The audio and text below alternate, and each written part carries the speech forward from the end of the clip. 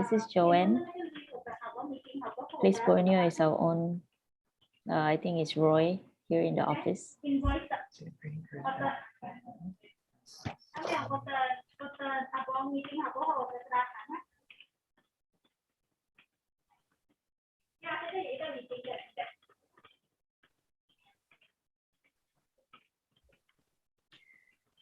All right, so it's 10 o'clock. A very good morning to all. Welcome to the Tuesday Talk Live by Place Borneo. We are now on our 34th episode. Imagine that we started during the pandemic, during the lockdown, sort of as a platform for us to share ideas, information, solutions. I hope you're not hearing that, the car down the road. Yeah, so we're here now on the 34th episode. We had a few weeks break, so you didn't see us for quite some time. I'm not sure if you missed us, but we're back here again.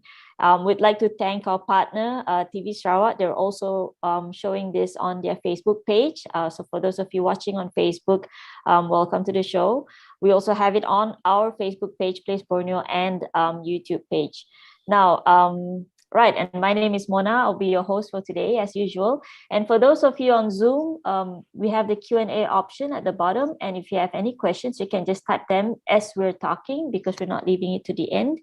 And for those of you on Facebook and YouTube, just type them in the chat box and we'll pick it up as well as we go along.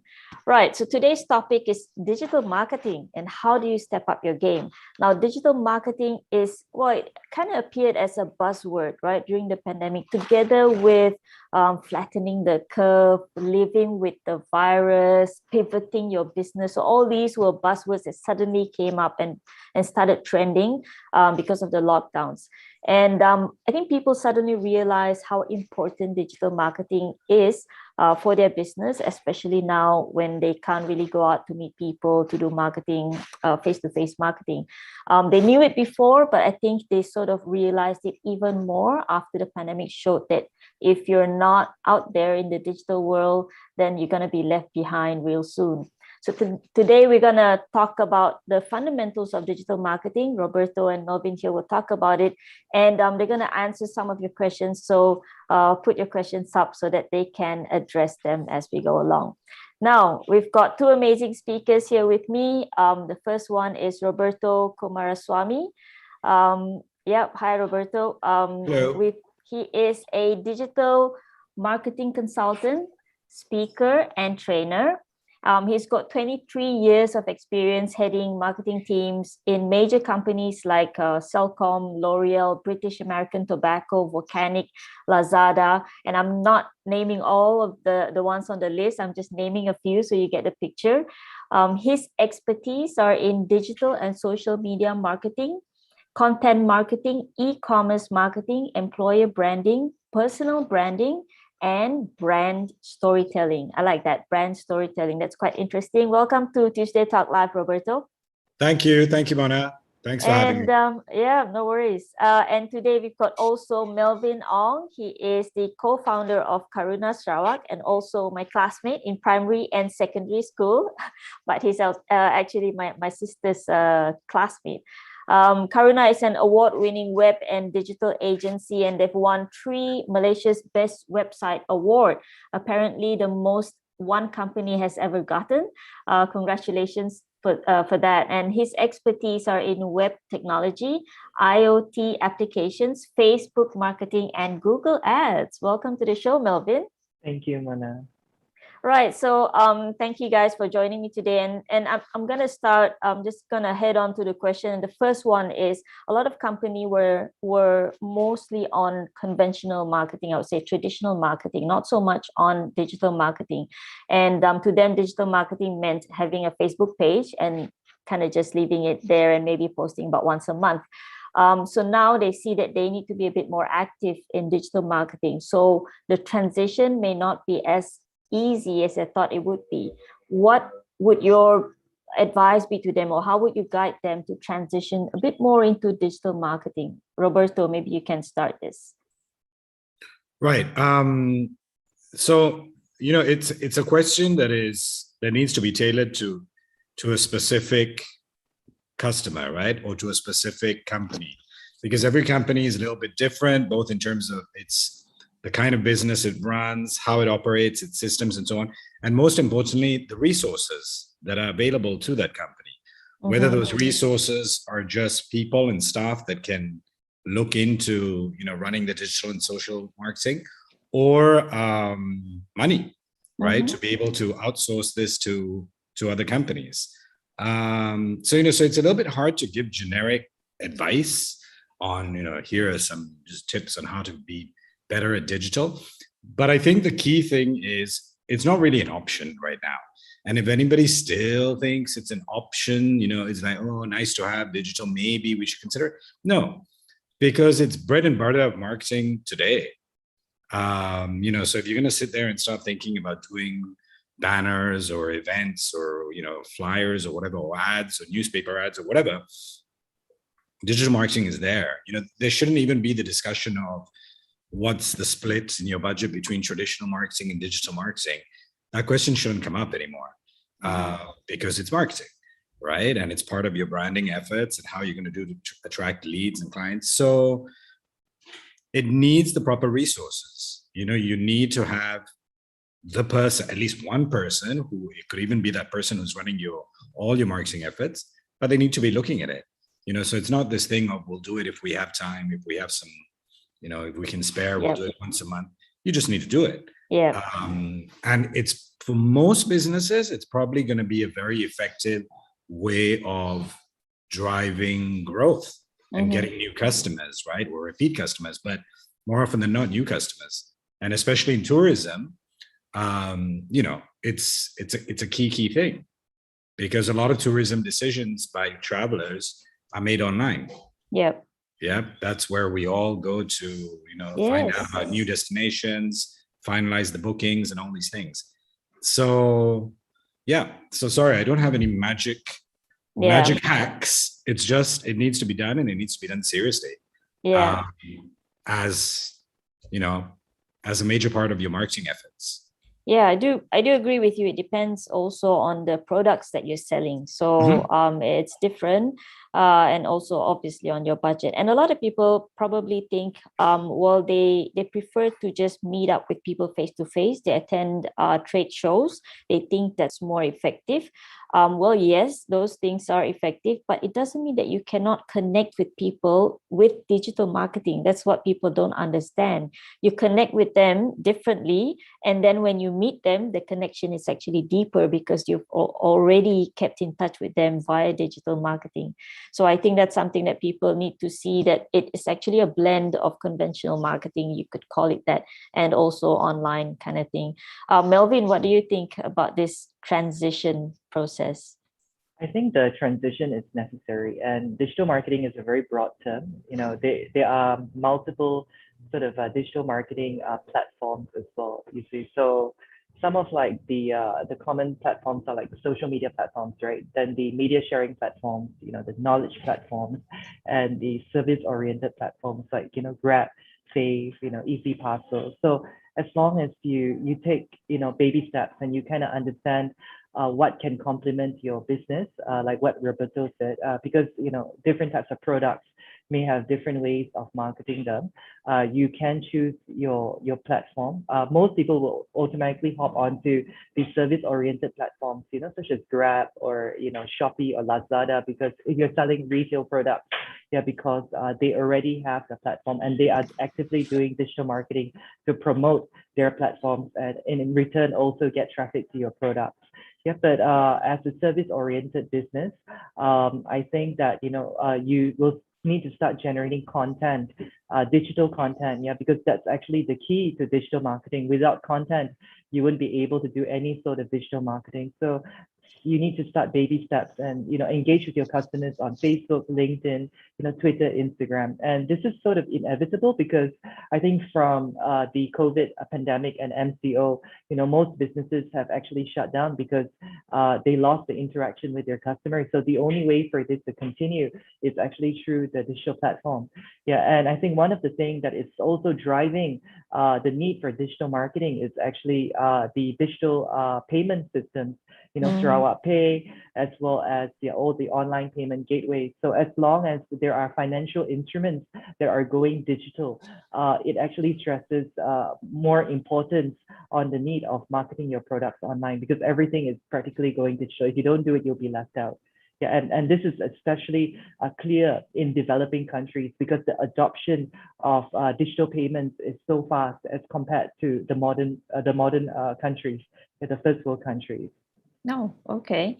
Yes, and you mentioned one of the transitions they should be making right now is to start making content, because that's the first step for you to do digital marketing, right?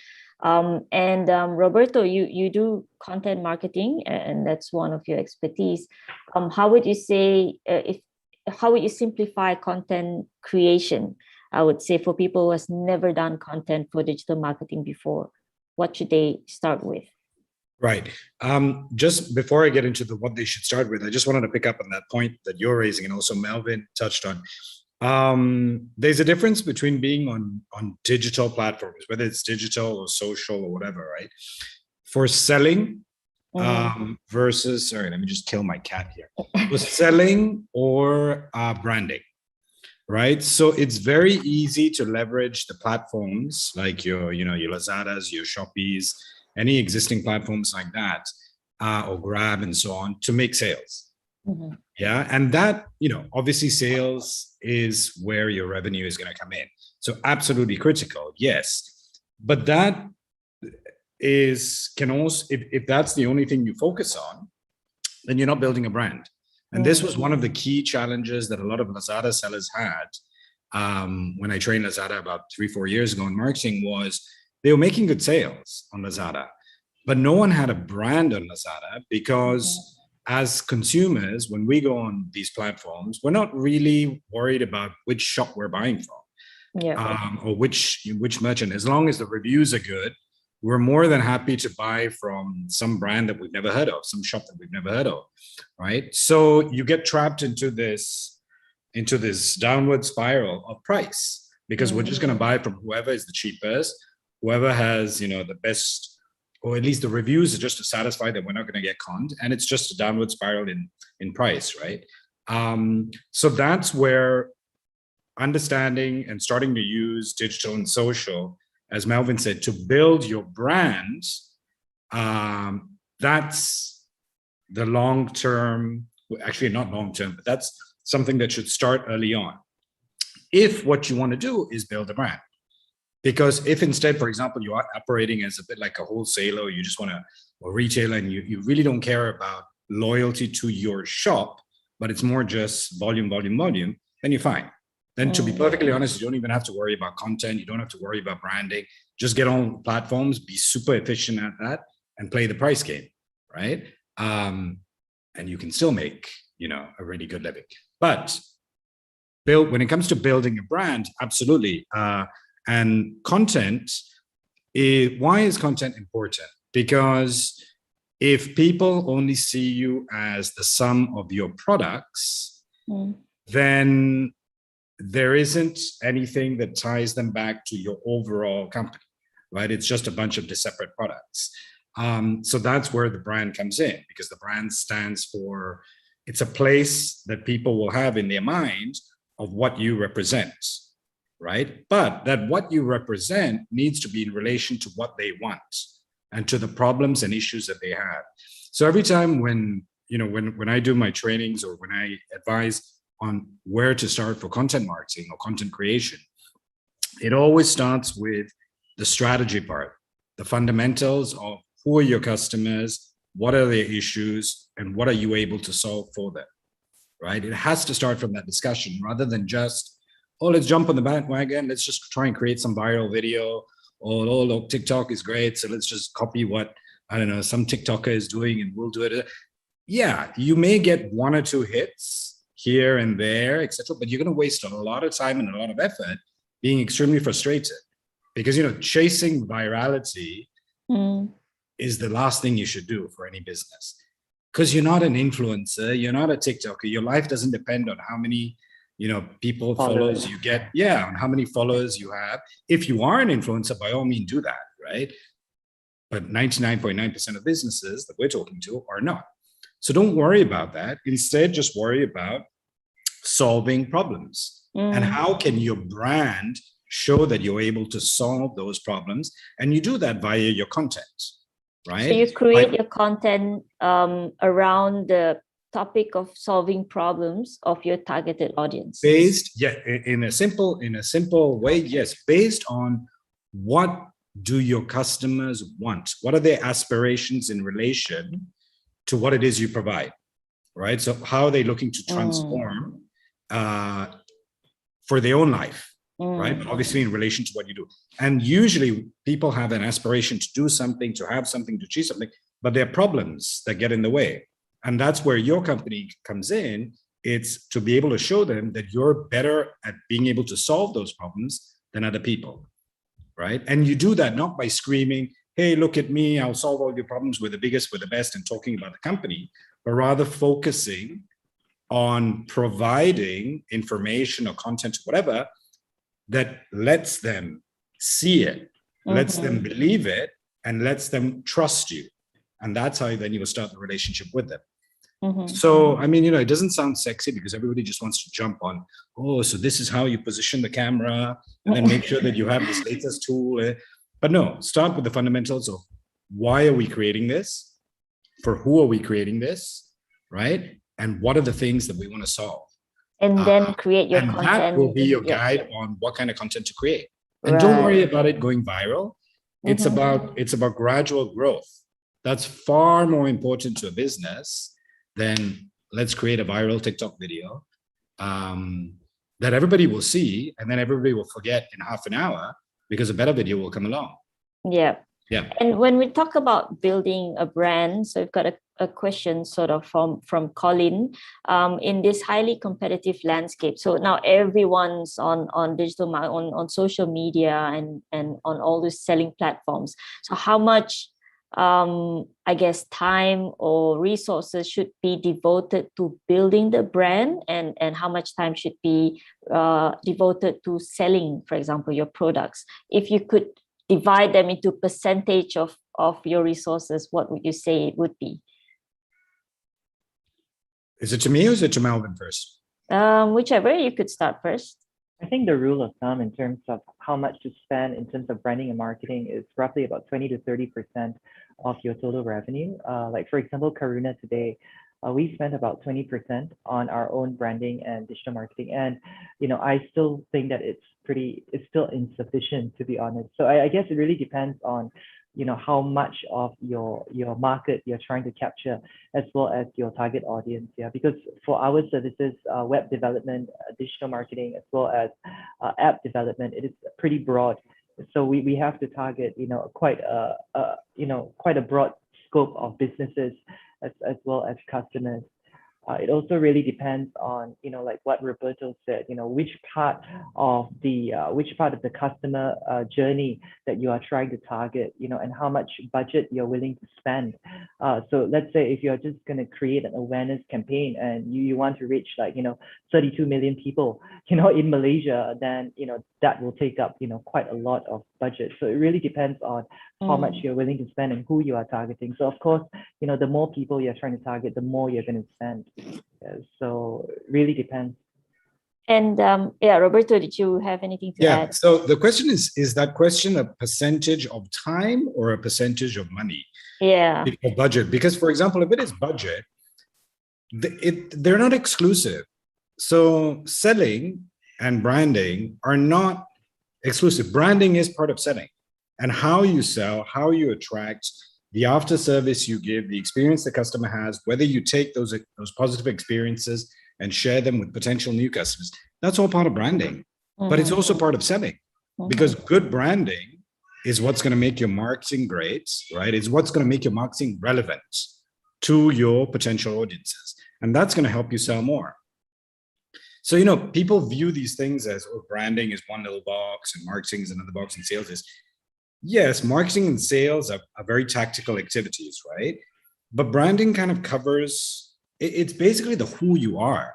Yeah. It's basically who you are as a business. So everything, right, in relation to your business as it affects a customer is part of branding. So, for example, if you were looking to do digital, the question was, okay, what percentage to spend on branding Facebook versus selling Facebook? The selling part, the way you'd probably create it, your brand is already in there. Because how are you going to attract people to want to even explore your products, right? And therefore your brand in a way. You've got to be able to attract them, right? And that attraction is part of creating the brand. So it's not people think branding is a logo or branding is what colors we use. No, right? That's just visual identity. But it doesn't really matter what your logo is. Just stick to whatever logo you have and create a better brand experience, right? But it's not logo, colors, etc. Just be consistent so people don't get confused. Yeah.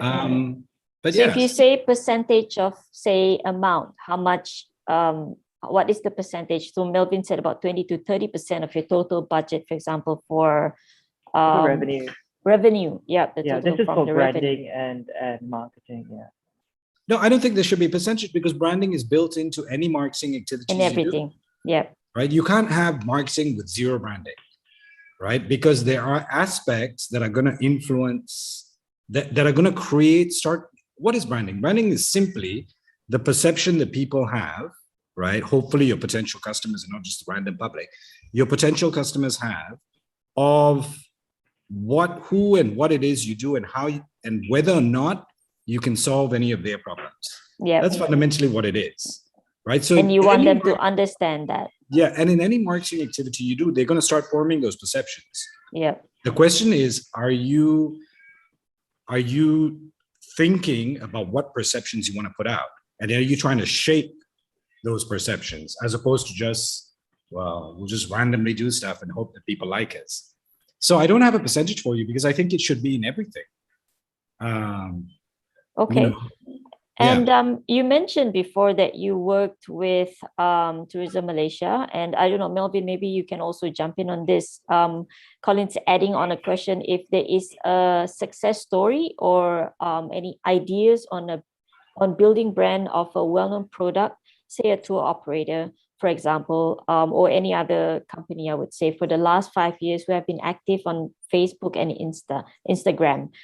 So any success stories that you could share, what did they do to reach where they are at now? Melvin, Roberto? I think ours will be sort of like a localized, success story of a tour operator, which is called Barefoot Travel, based in Turkey. So we worked with him to build his website, and he actually used this new web experience, and he promoted it on social media, Facebook, as well as through the road shows. And we actually found out that by digitalizing part of his products and services, he's actually providing a better brand experience. Like what Roberto said, it's like his customers are able to book for their tours. They're able to search for the tours based on the number of days they want to participate. Because previously, when you go to a traditional travel agency, you have to sort of go either visit them physically or call them and ask them a million questions. But what tours do you have within a 5 days, 4 nights range, price wise, so on and so forth. So basically with this particular online catalog and the online payment system, it enabled him to actually receive orders from international customers. And today, I think he's actually now based in the UK. And so he has managed to expand his base even virtually during the COVID times. Okay. So, yeah. When he started with this digital marketing thing, was it just before COVID or was it during COVID? It was actually. Is it this? Travel Turkey. Turkey. Ah, that's the one. Turkey, yeah. Barefoot Travel Turkey. Yes, Barefoot Travel. So Turkey would be barefootplustravel.com. No, sorry, carry on. I was just having a look. Wow. Yeah. Yeah. So basically when we built this, he's able to look for the tours, the tour type, the duration, the location, because these are the questions that his customers had, like where to go, what to do, how much it would cost, So this digital experience enabled them to actually look through whatever catalogs and tours that he has.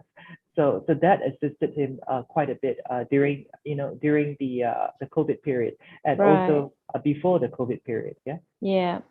Okay. So he sort of built his even though he wouldn't be able to sell during COVID that time, but at least he built a group of a following, I would say, based on his content.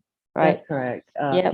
People can still engage with him. They can still take a look at the tours that he has offered, and as well as the experience that he's trying to sell. Yeah, because by selling travel products, it's basically selling experiences. And so it's not really a tangible product that at the end of the day you can bring home with. It's mostly the memories as well as the experience that will be created during when traveling itself. So that, I think that is the way that he tried to brand it, and that's the way that he was trying to sell his products. Okay.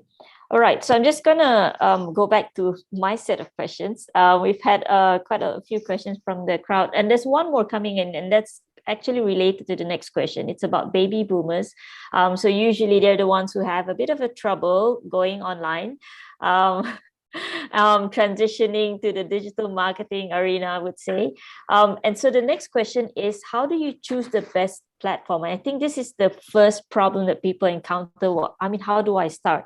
Do I start emailing people? Do I just go on Facebook, or do I go on TikTok, because everyone's on TikTok right now? So how would you guide them to choose the first step or the best platform for them to use? Roberto, what would your advice be for this? What's the business? No, what is the business? You have to know first what's the business. No, so the person who wants to ask that question, maybe they can... what doesn't say. So yes, you have to know the business. Obviously that they know the business, but anybody who answers that question needs to understand what the business is, right? Yep. Because there is no one solution for everybody. It depends what it is you're trying to do, at what phase your business is at, and what are your objectives, right? But so, for example, if we were to look at the travel side of things, right, like a destination or an operator or a resort or whatever it may be, one of those. Fundamentally, there are two main platforms. I'm not going to talk about the selling platforms, a la, your Lazadas, your Shopees. So this doesn't apply to e-commerce per se, right? So it's not your e-commerce of something that would fit with Lazada, etc. But I'm talking about other businesses, right? There are two parts that you need to think about, right? And it's basically search websites, right? When people Google something, will they find you when they need you, right? And even if they don't know what you're called, even if they've never heard about you, is there an opportunity that they'll be able to discover your business, right? Okay. So that's search, Google. And then there is social, right? And social, there is, Facebook, Instagram, TikTok, LinkedIn, blah, blah, blah, Twitter, whatever you want, right? Both parts are important, right? At different phases of the customer journey. The customer journey in terms of how a customer discovers you for the very first time, whether they are then interested in you, whether they start considering you, and whether they buy from you and they become loyal and so on. Yeah. But the general advice I always give in a very simplistic way is you need to take care of your home base first. So having a good digital presence in the form of a website, a blog, whatever it may be, fundamentally they're just web pages, right? So having that as your base needs to be there, okay, in my opinion, because it acts as your home base. It's fundamentally where ideally you want to be driving people to. Can a Facebook page be your home base? No. In my opinion, no, because it's not safe. It's not a home base that you own. So it's like you're literally renting a house, which is fine, right? You can rent that house, and that house probably has loads of traffic, loads of people seeing it. It's probably a very, very nice house, but it's not yours, and you don't fully control it and own it, and you can't manage it exactly the way you want to, right? And so your aim, if you're trying to build your business, your brand, etc., should be to develop properties that you fully own, that you can fully control, and that's your website. Yeah, because that is also what's going to get you discovered when people start Googling for stuff. Right. Okay. So if you don't have that as a foundation, your marketing can still work if you're, great on Facebook, great on Instagram, TikTok, etc. You'll get the awareness going, but it's going to be fairly superficial, and it's a machine that you have to keep feeding. Mm-hmm. So the problem with social media is it's a very hungry animal. Every day you've got to give it food. Yep. Right? If you stop giving it food, it doesn't die, but it goes off somewhere else and it never comes back to you. Yep. Right? Whereas when you build your investment on website and a blog, especially the content that you're putting out, right? That just grows over time. You put in the effort, you planted the seed, and it will grow with very minimal continuous effort to keep that particular piece growing. Right? Assuming you did a good job the first time around, right? So I always say start with that foundation. But of course, I'm not saying do that and forget social media, because social media is very useful for the discovery process, for the awareness process that people will, even if they're not looking for you, they're not perhaps looking for that solution at that moment in time, they will discover you by browsing, by, they're just getting on with their social media things. And that's how they'll discover you. So both are important, but I always get worried when businesses just don't have any form of website or blog or digital home base. Right. Yeah. And it's pretty simple now to do. You've got the free platforms that you can use, like WordPress or Wix. You could actually create your own website, although it's probably, you can't take out that Wix, that header thing if you don't pay for them, but at least it's something, right? You could start from there, and later on you could pay if you want to get rid of the Wix branding, the logo and stuff. Melvin, you mentioned. Sorry, Melvin, just 1 second. But the thing I also want to keep in mind is this: it's the content that you put that matters over time, right? So it's even, for example, your homepage, your website, etc. It's how you structure that matters. It's the story you tell, and it's because the big mistake is creating sites that are all about the company, and no one cares. I don't care about your company. I care about my problems. Right. And is there anything in there that shows me that you're the company to help me solve that? So it's the content and the structure that matters. The technical aspect of building a website is not rocket science. It's not hard. Yep. You can get many, many, many people to do it. Some people do a much better job than others, but the technical part isn't the problem nowadays. Right? But having said that, because I also don't want people to think, okay, I'm going to spend all my resources on building my home-based website. That's it. And then magically people are going to come. Yeah. Right? I built it and wow, we're going to get flooded with joy. No. In the short term, no one's going to come to your website because no one knows you exist yet. And that's where you need to couple the efforts on other activities, one of which is social, right? Yep. Social media. And social media also, please, if you're a business, have money to spend on advertising. If you're going to sit there and try and do organic social media, yes, you can. But you either have to have amazing resources creating that content on a very regular basis, and that content needs to be great, which most businesses don't have the time, talent, or resources to focus behind it. Then you need to do advertising, because no one will discover you. No one will see your posts if you're not advertising. But of course, you need to do the advertising well. In a strategic way that tries to drive them back to your home base. That's how your home base starts to grow. Yeah. And it's not expensive for you to actually go on ads. It's not like we're telling you to spend thousands. Actually, I think you can spend about 100 plus 200 ringgit for a pop of an ad. And you do that over time, and once a month would be also great. Melvin, I wanted to touch on this. You mentioned before that there are four main types: the social media sharing platform, service oriented, and knowledge sharing. So that's probably a good start for people who want to choose what platform they want to go if they already have this home base that Roberto was talking about. Want to talk about that? So it really depends on the intent of the business here. So basically, and also the types of services they are trying to offer. So basically, like for example, in our business, in our industry, we're doing web design and development, right? So it is actually more intent specific. So that's why search engine optimization becomes really important for us. So when you type in, let's say, for example, website design and coaching or website design coaching, we will pop up on the first page of Google. So that is actually what we are striving for. And we also run Google Ads, Google AdWords, as we used to call it. But if so, basically the trick is to go where your audience is, and based on the types of services that you offer.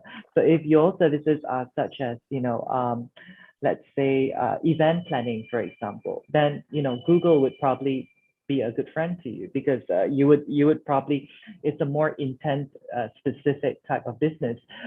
So in terms of if you are trying to sell products, for example, that are more of a sort of an impulse buy, like, oh, I see that fashion, I really like it and I want to buy it, then it would make more sense to put your products on Facebook, Twitter, Instagram or LinkedIn. So depending, even Facebook and Instagram also depends on your target audience. So if you have a younger audience, you would want to try Instagram. And if you have a younger audience, you may want to try TikTok. And basically the acceptance of that particular platform also depends by region. Like for example, if you are in Thailand, for example, WhatsApp, WeChat would be the primary, or Line, for example, would be the primary mode of advertising. Whereas in Malaysia, it would most likely be Facebook, and TikTok. TikTok is very viral here. So it really depends on where your customers are. You need to chase them based on what type of platform they are using, actually. Okay. Absolutely relevant. What Melvin was saying. The thing to understand though is awareness is just the start, because a lot of people kind of think social media, etc., which is great, absolutely key, but it's very good for awareness. And yes, it can be used for later stages of discovery and conversion. But a lot of the real decision and the conversion for many businesses will happen once people come to your website to validate your business, to see whether, okay, who is this company? Now I'm interested, let me find out more, and so on. So if your website, your home base is well designed for that, where you've captured their attention, they now know about you, and then they come, that's when the conversion is going to happen. So with anything that you do in marketing, it's always important to think, this is being designed for people, for potential customers, at what stage of the journey?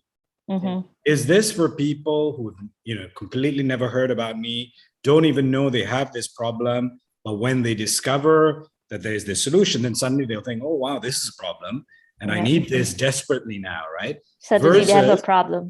Correct. Versus what Melvin was saying, where it's already an existing problem. There are many solutions out there. You want your solution to be found, right? And then it's more intense.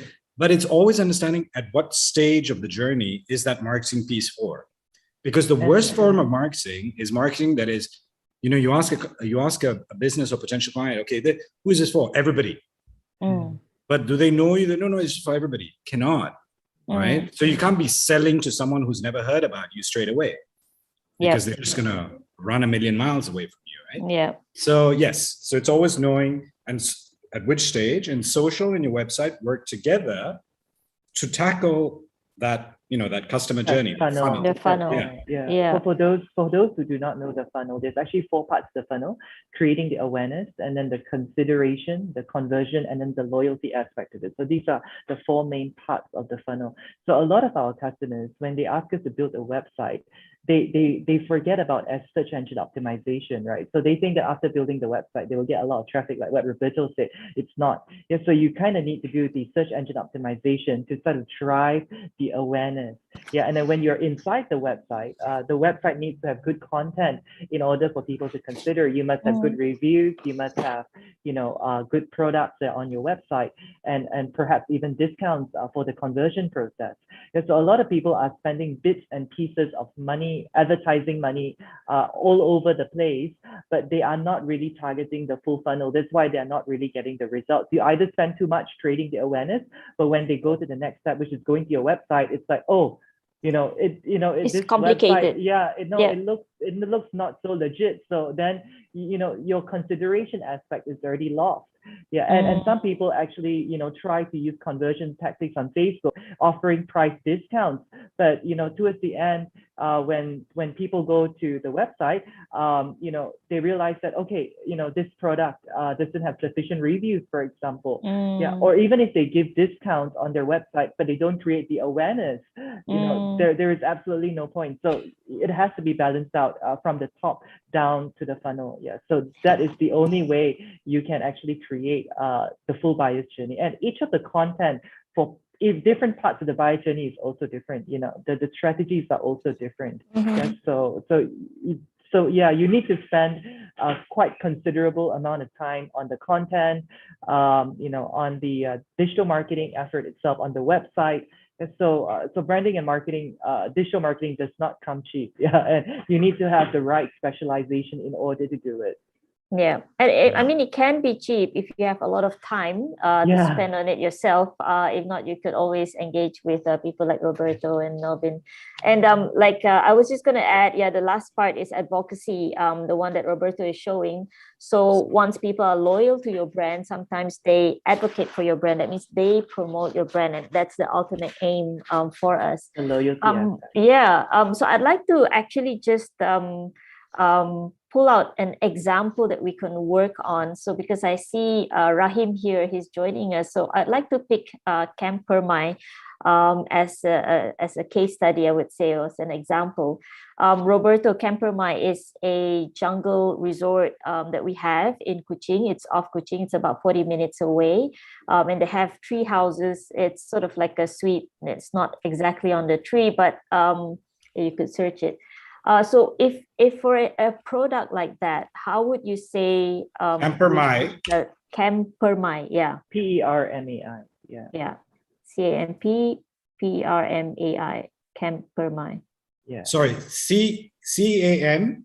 PMP and then space PERMAI, Permai. Camp. Oh, Camp Permai. Camp Permai, yes, that's right. Sorry. Okay, Camp Permai. I was like, okay. Cool. Yeah. This one? No. Okay. Yeah. Anyway, this. Yeah. All right. Yes. Yeah. So I was just thinking, if, for example, so for a place like that, how would you start, Melvin? You can't sell it based on the term Camp Permai itself, because number one, the name is a little bit difficult to spell, and people can't relate, Camp Permai with jungle living and tree houses. So I think that the sort of like the keywords that are being used on Google needs to be a little bit different as well. Yeah, maybe like a treehouse jungle experience, or a jungle experience, a treehouse experience in the jungle of Borneo. So sort of like that content needs to be sort of relooked at, like the angle where how you want to promote Camp Permai. And number two, I've been to Camp Permai itself, and it has so much to offer. The new Camp Permai, the new buildings are painted, they're very colorful. Yeah. It's very clean, but all those are not promoted on social media, so I would say that maybe get, social media influencers, do a tag and share campaign, and then, run a contest, for people to actually share photos, because the public is, they are your promoters, people who go there. So run a campaign to engage them. And the website itself also needs to have that updated information and that updated look. Yeah, so I can see here that it has a lot of text, but lack of visuals. Yeah, so that is actually one of the key points that needs to be taken away for travel websites. It's all about selling experiences. So people don't like reading it with a lot of words. You need to have videos, you need to have images of how it looks like, reviews, so these are some of the tips, that I can provide for Camp Permai, because I think it has so much to offer. Yeah, but there are so few videos out there of the experience itself, and the discounts that are available for Camp Permai. Yeah, and I'd just like to add, sorry, Rahim, we're not here to bash Camperma or anything. I just love the place, and I Sorry. think this is, yeah, it's not bashing. It's just I feel like the place is fantastic, and the new rooms that they refurbished, I think they've got 3 units of the refurbished suites. They're like superb, they're like Yeah. fantastic. But it's just that not many people know about it, and I feel like it's kind of sad that people don't know that we have that in Camperma. And they have loads of activities like paddleboarding. Not many people know that you could actually paddleboard in Campermai. It's something new. It's relatively easy. Perhaps a lot of people could actually do it. So these are the things that I hope that I could share with my friends, and that they know that Campermai has this, and that deck where you have your breakfast and your lunch and your meals. I think that's just amazing. And So number that's two is the yep. location, because Mhm. the location of Camp Lemah is sort of hidden. Yeah, so it's so I think that needs to be highlighted, how to get there, because even my latest trip to Camp Lemah, I actually got lost. I actually went to Damai Central instead of Camp Lemah, and I was trying to wonder, Okay. how do I get to Camp Lemah? Yeah, so I think the directions of getting there also needs to be highlighted. Where For it's first located. timers, I guess, for first Yeah, timers. All and right. even like like me, like who's actually a local, and I still can't find my way to Camp Ermine, which is That's super bad, embarrassing. Melvin. You Yeah, should I know know. that you're a local. I didn't know I um. had to drive all the way through, and Oh yeah, I you didn't could. know where to park. Yeah, so Okay. Roberto, what do you think? From someone who does not know Campermai, I mean, you're not a local, so you wouldn't know. So What's this is the your one, right? impression? This Yes, is the that's the one. one. Yep. Right. So no, I absolutely agree with Melvin. I mean, with any tourism marketing, um, UGC and reviews to user-generated content, which happens whether you want it or not. Basically, people posting photos of their trip, tagging you, assuming you've kind of helped them understand what tags to put, etc., on Instagram and Facebook, etc. That happens all the time, right? And people are sharing that content. So the visual experience, the visual marketing experience of any tourism destination is absolutely critical. So as Melvin pointed out, I mean, this sounds like a fantastic place, but what is available? I'm purely just looking at what they have right now.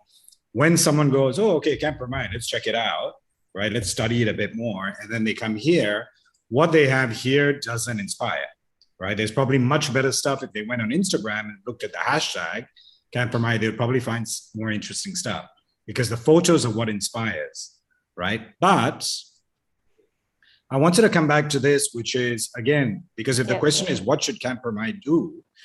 The question is, where is their problem right now? What are they trying to do? Mm-hmm. Right? So if it's a question of, listen, they have lots of capacity and they need more and more people to discover them, then this is the aspect to focus on, Okay. right? But you want to make sure that you are not just catering to this, because when you get someone excited about, oh my God, I saw this amazing photo of this place that I've never heard of on Instagram, looks wonderful, right? And this, it's the FOMO, right? It's creating that sense in people that, oh, that person is there, I want to be there too, right? I'm going to miss out. But you need to then be able to then not lose that opportunity, because when they then want to start really checking your site or checking your resort, can they find the information that they need to find? Mm-hmm. Are you that guide that is going to be able to show them that information? Yeah. Because to be honest, when we look at planning something, what are we going to look at? We're going to look at these photos here, mm-hmm. right?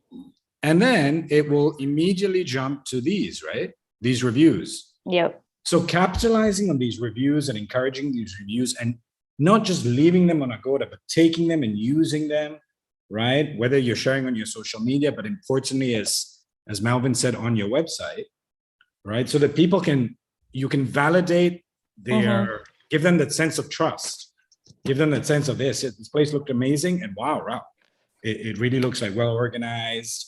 Lots of people seem to love it, etc. So it's understanding at which stage of this journey you're at, focusing on that part first, right?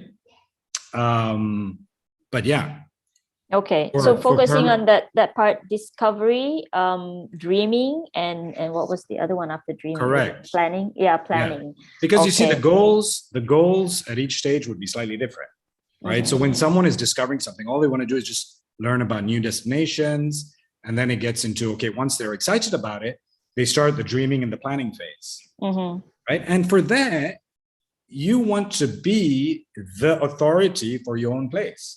So you want people to be able to get all that helpful information from you rather than necessarily from someone else. So if Melvin, for example, couldn't find the directions to the place, that's an obvious shortcoming, right? But if we were looking at, I'm sorry, I was just having a quick look at the Instagram. You see, you probably have far more interesting things here about Camper My, and these are probably, you know, the posts that people have and so on, assuming this is the correct one. Yeah. Then the question is, are you using these, and are you, you know, using them to drive traffic back to your website or whatever it may be? Yeah. Okay. But definitely the website needs a bit of a revamp.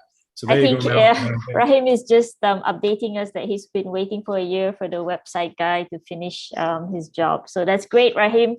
Yep, we're waiting for the new website, and it's now called Permai Rainforest Resort. It used to be called Campermai in the old days, and that's how I actually remember it. But now it's called Permai Rainforest Resort. And that's what it exactly is. It's a rainforest much better resort. representation of it. Yeah, you have. Yeah. Actually, I just looked on a Google keyword search, and actually more people are actually searching for rainforest resorts. All right. Yeah. So actually, the change of name is actually more appropriate now. It works better for them in terms of SEO, right? It's both SEO and SEM. I can actually share my screen. Let me show you. Yeah, go ahead. Real quick. So here are sort of like some of the keywords you can tag on. I'm using a free tool right here for the public. It's called Uber Suggest by Neil Patel. So you can actually go in and you can see, you know, what are the volume of searches within Malaysia itself. Yeah, so you can actually change your locality and your language. Yeah. So I'm actually just looking at English. You could try BM, Bahasa Malaysia. You could try the other languages as well. If you want, you can try, you know, to tag on Jurajat Rainforest Resort Malaysia. So these are sort of like the cost and the volume. Yeah. So if you are actually doing some SEM, which is Google search engine marketing, and you are paying Google AdWords. So these are actually just an estimate of how much you'll be spending per click. Yeah, the cost per click. So this is a good way to kind of take a look at, you know, what are some of the content ideas as well. Most of them actually have it on YouTube. You know, sort of like a little bit of content on TripAdvisor, Pinterest, Airbnb. Yeah, so you can get some ideas from here. So you can that's sign fantastic. up. Yeah. Okay, that's one hack that we could use. Uber Suggest. Yeah, that's one hack that you can use. Or you can also use Google Trends. Google Trends enables you to search for hot topics around Google Malaysia. Trends. So, and Rahim has one question. Since we were talking about the new name, so his question is, how do we get people to accept the new name? I guess this applies to people who this is branding already. Yeah, who have known them as Campermai, and it's already stuck in my head. It's always Campermai. So how do you get people to accept the new name, which is Permai Rainforest Resort? Roberto, maybe you have an idea on this, and slightly more on branding, I would say. But what do you mean accept? People will accept. Where's I don't understand what the problem is. Why would they not accept? For people to change in their head that it's no longer Campermai, it's now Permai Rainforest Resort. How do you change that? A renaming. So I think people are confused. Even I'm confused. Yeah, because until today, I thought it was still called Campermai. Yeah. So how do you make people realize that, oh, you know, kind of like Facebook now, it's Meta, right? So people all know that, and people's talking about that, but people still refer to it as Facebook. So how do you get people to refer to Campermai now? Instead of saying Campermai, we say Permai Rainforest Resort. How do you? I honestly don't think that's a big problem. Okay. Because, I mean, just look at this. Because over time, that will naturally happen. The problem is divided into two parts. Your existing customers, who, like yourselves, who've been to Campermai, who are going to keep calling it Campermai. But then the next time you go to Campermai, you're going to see everything called, what is it? Permai Rainforest Resort. It doesn't really matter to you because you're still going to be having a great experience, etc. And then eventually you'll start going, oh yeah, Camp Permai, but actually now it's called Rainforest Permai Resort, whatever. So that will just happen organically over time. It's not going to make your experience any worse, right? Yeah. And for new people, they don't care. Yeah, they wouldn't know the old name anyway. Yeah, correct. But you see, even if you search on Google, right? If you search on Google what I did earlier, which was you search Camp Permai. Camp Permai, this one pops out straight away. Yeah. Right, because Google is smart enough to know that, etc. Because obviously it's been done. So to me, this is a very minor problem, because unless this Rainforest Resort is a Starbucks level brand, right, it doesn't really matter, because your existing customers are still going to love you. So assuming you have the context of your existing customers, just email them and tell them, hey guys, we've rebranded to Permai Rainforest Resort, blah, blah, blah, done. And then the rest, does it really matter that you will call Camp Permai? But they won't even know, and they don't care. Yeah. So I don't know. Sorry, maybe I'm being a bit simplistic here and a bit facetious, but to me, it's not a big problem. It's not a big deal. Okay. No, because we're still gonna go there, whether you call it Camp Permai or Permai Rainforest Resort. For us, it's the place, it's the experience that matters. I have a small tip though. I mean, I think one of the things that you can probably do is maybe just change the name on Waze as well, and your Google Maps. So when people search for, let's say, Permai, they will be able to see the new name on Waze. You can actually do a bit of Waze advertising as well. Yeah. So Waze has this, paid advertising. So as people search for, Permai or places nearby, and when they're using Waze to go to Truck Cultural Village, for example, they would see, the new name Camp Permai pop up. Yeah, because most people will be using Waze. So maybe those two ideas would help. Okay. Absolutely. But of course, sorry, because maybe I sound super unhelpful. It's a really simple thing to also just do it for a short amount of time on whatever branding you have, whether it's your, sorry, I'm just going to go back here, whether it's your website or your, whatever it may be, right? Whether it's your website or this, you can also just rebrand temporarily for 6 months and just show Permai Rainforest Resort, and then show, formerly known as Camp Permai. If it's that big a deal to you, that's just a simple no-brainer, right? Just have a little small writing underneath on your sign-off, on your email sign-off, on all your branding sign-off, formerly known as Camp Permai. You see what I mean? Or in brackets or whatever. And do that for about 6 months, and then eventually take it away. Well, they've done the change. They've changed the name for the past 12 years, actually. So, but people, I guess the old timers like us who knew it as Camp Permai, we would still be calling it Camp Permai anyway. So it's probably a small 12 years already? Yeah. You old timers just slap it. Yeah, so we just have to. Maybe you need to have maybe a viral campaign. Maybe do up a video of someone singing hymns of Permai Rainforest Resort. Yeah, also a funny one, maybe like a funny video. One. Yeah. So like that. Okay. Yeah. Right. So we've talked a lot about we've covered a lot on the questions I had, and we sort of applied them to Camp Permai. I think Permai Rainforest Resort. Sorry. So we've applied that to our case study today. And now we're coming towards the end of the show, but I have one last question for both of you. Any digital hacks? And then Melvin, you mentioned a couple like Uber Suggest, Google Trends. Any other hacks that people could use to make their life easier when they're doing digital marketing? Whichever of you can start first. I hate the hacks question. So I have no, because I always give this horrible answer. Stop worrying about hacks. Yeah. Right? Because it depends what you're trying to do. There are a zillion and one tools and hacks and things to do. So for me to answer that, I don't know what I'm saying. Yeah. Because what is your problem? On what, is your problem image creation? Go get Canva, do this, do that. Here's a trick that you can use on Canva. Here's a free tool that you can get images from. Is your issue, doing keyword research, Uber Suggest, whatever. Ask the public. There's so many options. So it's very hard to give. Everybody wants that magic solution. My advice is stop looking for magic solutions and just start focusing on fundamentals. The fundamentals of strategy of why you're doing this, who is your audience and so on and so forth, and build it from there. And then when you have a little roadblock, etc., there you can find specific solutions for that. But for me, okay, sorry, very quickly, not hacks. Again, just back to fundamentals. Just don't make the two big mistakes that many, many businesses make when it comes to their digital marketing or social media marketing presence. The first mistake that a lot of businesses make is that they're irrelevant.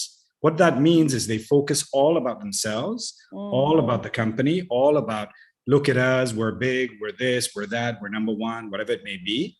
And they do not focus on the needs of their potential customers, right? Understanding what it is that their customers want, what are the obstacles that are getting in the way, and therefore how they can position themselves as somebody that's able to solve those problems better than others, right? And help that customer succeed. So being irrelevant in your communications is a big issue, right? So that's one mistake. The second mistake is overcomplicating things. Right? Putting out too much information all at once or all in one little space and just overcomplicating your message.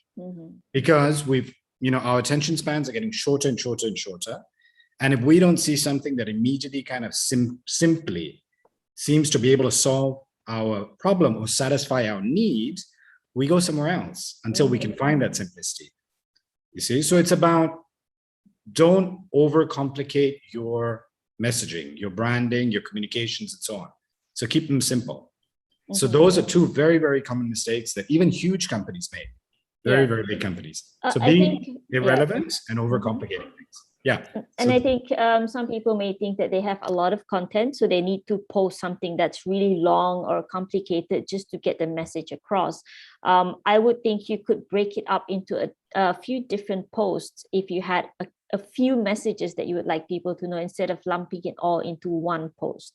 So I saw how Simon Sinek, he's really active on LinkedIn, and he's got a lot to say, and he could actually do a very long video and people would still watch him because he's Simon Sinek. But what he does is he does like 2-minute videos and he just focus on one message, and then tomorrow he'll do another 2-minute video and do another message. So he's got a lot of things to say, but he breaks them up into smaller pieces of video that people can just watch in 2 minutes and understand what his key message is. So I think but absolutely, but you see, he, like any business that is running this well online, is also using that funnel approach. Because the 2-minute, the short little bits, etc., are for people who are at that awareness level, right? Just awareness, and, getting him discovered. Okay, yeah, that seems good. Reinforcing the fact that we think this guy, Simon Sinek, is great, blah, blah, blah, blah, blah. But then what is he going to sell you? He's going to sell you his consulting. He's going to sell you his book, which is a long book. That's what he sells you. So again, it's understanding your communications and your content, your marketing efforts have to be targeted at the right. They're for different phases. So you're not going to be able to run your entire business on just little short, quotes, right? That, or 30 seconds videos. If that's your entire business, when someone is really interested in doing business with you, there's not going to be enough there. Because where do they find that information on you? Right. So this is why I'm saying, even for example, tourism. One of the things we discussed with Tourism Malaysia is, great on just little Instagram pictures, etc. Yeah, great discovery process, awareness process. But then when I'm interested, where do I go? Where do I go find that information? So that home base that you have, that website will have all the information you have. Should have. Yeah, it should have. Yeah. So again, just understand at which stage is this particular activity or marketing effort targeted at, right? And make sure that you can carry your customer from not knowing you at all, they start showing interest in you, and then actually buying from you. And ideally loving you so much that you encourage them to share it with others. Share with others. Yeah. Okay, sorry, that's it. That's my hack. Melvin, what other hacks can you offer to our audience? I would say that, there are two parts to a customer, right? One is the demographics, understanding, their household income, the location, where they are from, their age and gender. The other part that is often left out are the psychographic elements, which is their personality, what are their opinions, what are their interests and the hobbies. So understanding that might help you craft your content. So that's one of the hacks. Yeah, understanding your customer psychographics. So you can go online and you can type in psychographics. I think that is the part where most people will actually leave out. They would focus so much on the demographics, where to target, but they do not know how to actually curate that content based on their target audience interest. And I think number two, in terms of tools that they can use, there's a host of free tools. You can use Canva to build your videos and your images, and then you can also use Hootsuite to kind of manage all your digital marketing campaigns. I would say start with baby steps. I'm impressed by some of our friends, such as Madam Malsani from SDAC, who has been very active on LinkedIn. So I was so impressed with what she's posting, and I can't do that. I just don't have the time to post on LinkedIn, and I feel that I should actually put aside some time. So one of the hacks is, put aside some time to kind of gather your thoughts and to share your thoughts with the public, especially those people you're trying to reach out to. Because I think that, putting that little amount of time really matters. Yeah. So baby step counts, even though you're super busy, just put in a little bit of time to put in some content, and you will reach some people. If you don't start now, you'll never get there. So I would say baby steps. Or if you don't have time, then you hire a digital marketer to do all that for you. Yeah, that you can. But the digital marketing agency or the digital marketer must also know what is your business intent? Yeah, what do you plan to do? Do you try to bring in more customers? Are you trying to create more awareness? So yeah. All right. Thank you so much for those hacks, Roberto. We've got hacks. The reason, sorry, I'm on a little rant right now. The reason why I always cringe when people ask for hacks is because we all want them, right? It's that little dopamine hit. It's like scrolling through your social media and seeing something new. Oh, great, little trends, etc.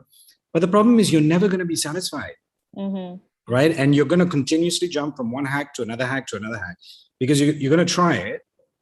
The person who's selling that hack, or talking about that hack or sharing it, etc., is going to make it seem like it can solve all the problems in your life. And that's their job, because they want to sell you that hack, right? But it can't. And you're never going to put in enough time and effort on using that one tool or one hack or whatever it may be to be able to get those results before you start going, oh, let's go find something else. Oh, look, I heard this. Oh, look, I heard that. And then you're jumping here, and your marketing goes all over the place. So this is why I always say, stop looking for magic bullets, stop looking for it, because they don't exist. Yep. Right? Everybody will make it sound like they're amazing, right? Because they're trying to sell you something, whether it's your time, interest, or money, or whatever, etc. But focus on the fundamentals for your business, and know that you have to experiment a little bit. Some things will go wrong, etc. But just focus on those fundamentals. Get your strategic framework right. And I'm not talking a 200-page strategic blueprint, the blah, blah, blah, that no one's ever going to read. No, simple stuff, but that will guide your efforts, as opposed to, we need a hit, we need viral, Don't waste time. I think that's what a lot of people think they want to do. They just want it quick, okay, can we just have a Facebook page and then, our products are going to be sold, kind of like that. Fantastic. Okay, so I'd like to end now before we go on the whole day talking about digital marketing. Thank you to Roberto, Melvin. You guys had amazing content today. You shared with our audience a lot of tips and I think ideas on how they could start on digital marketing if they've not done so, or how could they improve their digital marketing if they are already doing them. And of course, thanks to Rahim for us using Permai Rainforest Resort. I remember the new name now, as sort of a case study just now. I just picked that up because I saw his name in the audience list. And thank you to our audience on Facebook and YouTube, and on TV Sarawak Facebook page. Thanks for joining us today, and thanks for the questions that you raised for us. that's all the time that we have today. And we've got another session in 2 weeks. Next Tuesday, we've got Doug Lansky with us. So he's going to be talking about some tourism trends in the world and how we're going to use that for your particular destination or your particular product. You can't hop on all the trends in the world because not all of them will fit your destination or your product, but how do you utilize the right trends for you? So that's what we're going to talk about in the next episode. So stay right there. And until then, stay safe, stay at home if you don't have to go out. And I'll see you in the next episode. Thanks, Roberto and Melvin. See you guys. Thank you. Bye. Bye. Thank you. See you.